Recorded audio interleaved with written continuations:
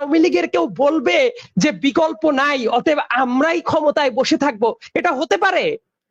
বিকল্পকে মানে কি? আমি বিকল্প, আমরা বিকল্প।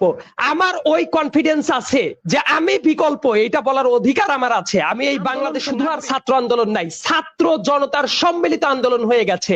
শিশু থেকে শুরু করে বৃদ্ধ যুবা প্রত্যেকের রক্ত ঝরেছে এই আন্দোলনে। কার নির্দেশে?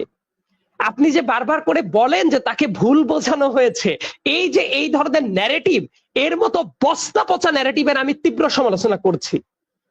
তাকে ভুল বোঝানো যায়, তার মানে উনি এতবারের প্রধানমন্ত্রী হিসেবে ক্ষমতায় বসে আছেন, তারপরেও যদি উনাকে বারবার বারবার করে ভুল বোঝানো যায়, তাহলে এই জাতীয় ব্যক্তি যিনি অন্যের দ্বারা প্রভাবিত হয়, উনার কি ওই চেয়ারে বসে থাকার কোনো যোগ্যতা আছে?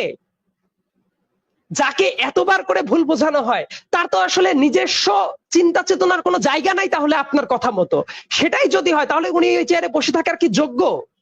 আর আরেকটা গুরুত্বপূর্ণ ব্যাপার হলো, কোনো কথাবার্তা আসলেই যেটা আসে যে তাহলে বিকল্পকে, বিকল্প কি কেউ আছে? এই ন্যারেটিভটা তৈরি করা হয়েছে বিগত 15 বছর ধরে। এই কারণে একবার না, দুইবার না, 3বার সাধারণ মানুষের ভোটাধিকার হরণ করা হয়েছে বিকল্পকে এই জুজুর ভয় দেখিয়ে। আমার বয়স 27 বছরে পড়বে, আমি আজ অবধি কোনো ভোট দিতে পারি নাই। এই যে ভোটাধিকার কেড়ে নিল, এই ভোটাধিকার কেড়ে নেওয়ার লেজিটিমেসি তৈরি করা হয় এইভাবে যে বিকল্পকে, পরবর্তীতে যারা আসবে দেশের অবস্থা আরো খারাপ হবে। বিকল্পকে মানে কি? আমি বিকল্প, আমরা বিকল্প। আমার ওই কনফিডেন্স আছে যে আমি বিকল্প, এটা বলার অধিকার আমার আছে। আমি এই বাংলাদেশের নাগরিক, প্রত্যেকে বিকল্প। এই যে তরুণ সমাজ যারা আজকে অধিকার আদায়ের জন্য নামছে, তারাই বিকল্প।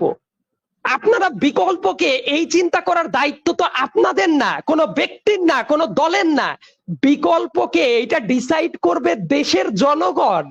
কাকে নির্বাচিত করবে, কাকে পার্লামেন্টে পাঠাবে, এটার দায়িত্ব কি অন্য কেউ ডিসাইড করে দেওয়ার? আমাকে এসে আওয়ামী লীগের কেউ বলবে যে বিকল্প নাই, অতএব আমরাই ক্ষমতায় বসে থাকবো, এটা হতে পারে? বিকল্পকে এটা ডিসাইড করার এখতিয়ার অ্যাবসলিউটলি দেশের জনগণের। তারা কাকে ভোট দিয়ে পার্লামেন্টে নিবে তারা বুঝবে। তো এইটা তো অন্য কেউ ডিসাইড করার না যে অন্য কেউ আসতে পারবে না, অন্য কেউ বসতে পারবে না। আপনাদের কাজ হলো এই ব্যর্থতার দায়বদ্ধতা স্বীকার করে পদত্যাগ করা। তারপরে বিকল্প কে হবে সেই এখতিয়ার বলেন, সেই দিক নির্দেশনা বলেন, সেটা দেশের জনগণই ঠিক করে নিতে পারে। আপনারা জনগণকে ভোট দিতে দেন না বিগত 3টা টার্ম, একটা টার্ম না, 2014, 2018, 2024-এর ইলেকশন। ভোট দিতে দেন না, মানুষের মত প্রকাশের স্বাধীনতা নাই, মানুষকে অত্যাচার নিপীড়ন করে জাহান্নাম বানিয়ে ফেলেছেন। আর তারপরে সে বলছেন বিকল্প নাই, এই জন্য শাসন করছি।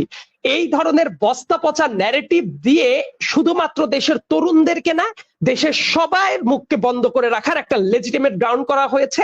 এই ব্যাপারটা আমি অত্যন্ত নিন্দার সাথে প্রতিবাদ জানাই।